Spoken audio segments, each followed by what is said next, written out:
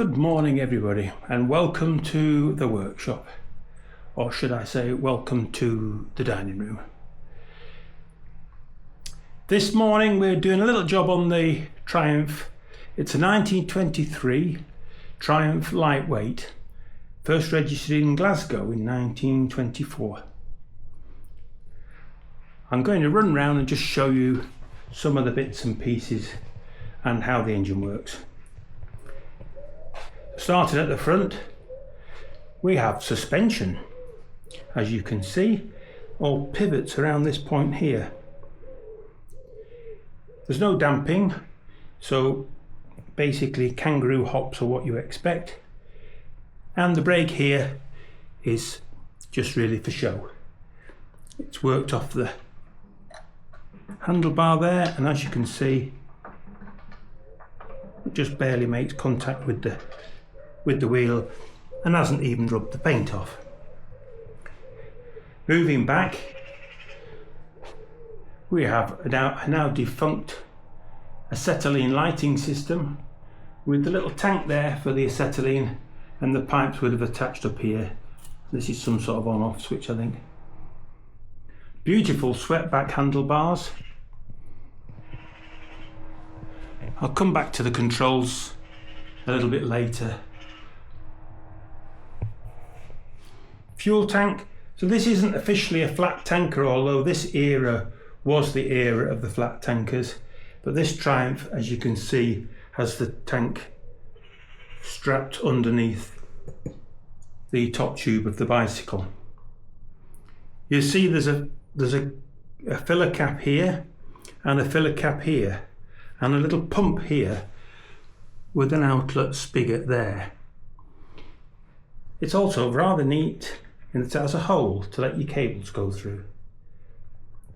This is the gear change lever. Again, I'll come on to that a little bit later. The tank held just about a gallon of petrol in here, and inside here there was your measure for measuring how much oil you put in. Not an awful lot of good today because it's split. So the idea was you put fuel in this tank and you put oil in this tank, and when you got to the garage you put the fuel in here, operated your little pump and pumped out the required amount of oil into your measure, popped it into your tank, gave it a shake, and off you went. This tank has had been so many repairs that I didn't dare try and use the front part of the tank, so it's effectively blanked off, and this has been blanked off before I bought the bike. It has been leaking down here where the strap's rough, and I've just had one last attempt, hopefully, of repairing it, but there is no fuel in there at the moment, so we won't know if it's leaking till I put some fuel in. Okay, down to the engine. Flywheel on the outside, single piston, and it's a two-stroke. So that means every time the piston gets to the top it goes bang. It's a magneto here which provides the spark, and there's basically a bicycle chain in here which runs from the crankshaft up to the magneto to spin the magneto at crankshaft speeds. Rather crafty little nut here to take the flywheel off, and it also acts as a puller, which is very neat indeed. You'll see that I've marked the flywheel because that is top dead centre, because today's job is to fit the replacement magneto. This is the original magneto off the bike, but unfortunately the windings failed and it's been away for repair. So this side of the engine then, flywheel, a very tiny little gearbox with just 2 gears in it, and the drive pulley. Back brake, which operates there, you see, on this flange here, which is also the belt drive. And if you look very carefully, you'll see there are little tiny holes in there, indicating that this is not going to last much longer, and then on my belt drive system will fall off, I think. Rear stand, rear wheel, no suspension on the back, although Look at this massive amount of suspension on your seat. Somebody's fitted an extra seat here, but as there's no foot pegs, and it quite clearly says in the original handbook that you mustn't put anybody on the back, otherwise you'll overload it, then it's just used for this nice little basket which contains maybe enough spares. The little toolbox open, and there you can put all your sandwiches for the day. Round the back is a little clip to put the stand in when it's up. The original registration, another little bag to put your sandwiches in, and I've put this side stand on. I know it looks a bit ugly, but I don't really want to be oiking it up onto that main stand all the time. Other side of the fuel tank, new tap because that was leaking, the bands that hold it with the nuts there, and this was known in its day as the bike with the longest fuel line and the shortest HT lead. So the fuel lines come through this copper thing down to the carburetor here. Also you'll see there's a decompressor which allows you to basically turn the engine over without compression, which makes life a lot easier when you're trying to start it. Carburetor, tickler float chamber here, inlet around here, and you'll notice that there are two slides. Carburetors of the day were often not self-regulating in terms of mixture. So one slide did the throttle and one side did the mixture.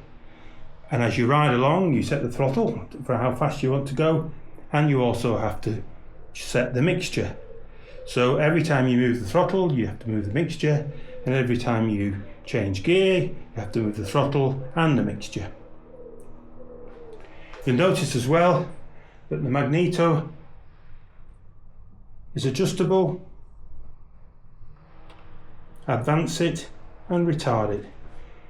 So basically, when you're riding along, you're in charge of the ignition timing, the mixture, the throttle, and no brakes.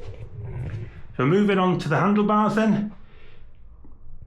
This bike originally was a single speed, and therefore this lever here, which you would expect to be a clutch, is actually the decompressor, which makes sense when you think about it, because if you had no gears, when you came to a stop, rather than pulling the clutch in, you just pull the decompressor and the engine would stop. This then is the clutch lever. You can't see it actuating because it's way down there behind you just see the spring there. And the clutch and the drive, the primary chain are inside this little cover here. So these are 1 for the decompressor, 2 for the clutch, 3 for the ignition timing. So when you move that, you move the spark backwards and forwards, advance, retard. So every time you move the throttle or every time you change gear, not only do you have the mixture to change, but you also have the ignition timing to change.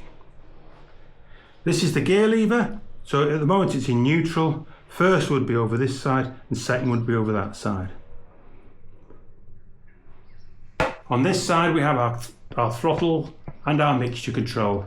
So at the moment that's fully rich, and then it would run to fully weak like that, and then that's 0 throttle to full throttle.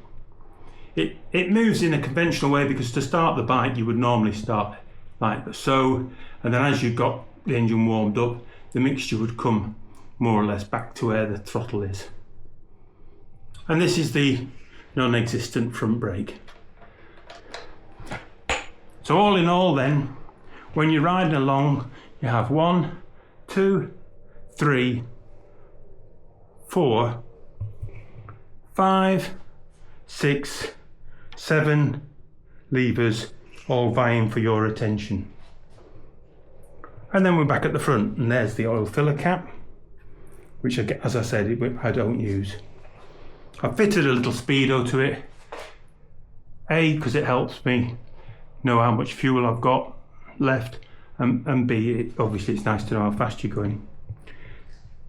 The engine is 250cc, and as I said, 2 gears, and she would probably take you up to 30 if you were really lucky and didn't mind the awful mechanical noises it would start to make.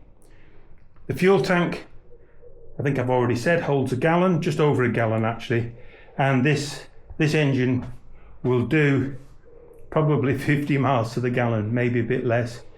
It's very thirsty because most of the time I think it's chucking the fuel out the exhaust. It runs on a mixture of 12 to 1, that means 12 parts of petrol to 1 part of oil, which is significantly more than a modern engine would do. But this is because of its basic design and the fact that it needs the oil properly to cool it down a little bit. I also put a bit of paraffin in the fuel, because modern fuels are very, very different to the fuels that were available in the 20s and 30s. I always put an ethanol remover in as well on all my bikes, but in this case, with a copper pipe, the only thing I'd be worried about was the float, because the ethanol can actually unsolder floats. That's about it then. So the next job is to take off the old magneto. Got to obviously remove the advanced retard and the HT lead. It sits on a little platform, so that will have to stay in place. I'll have to remove the chain from the other side, and then when I've put it all back together, hopefully I can get it to be timed to the normal place. The ignition timing isn't critical. Normally with these engines, when it's fully retarded, then it would be at top dead center, and when you advance it up, you advance it to how many degrees before doesn't really matter, because these engines aren't that fussy. Thank you very much for listening. I hope you've enjoyed the little video, and I think I'll go for a cup of tea now before I start on my job.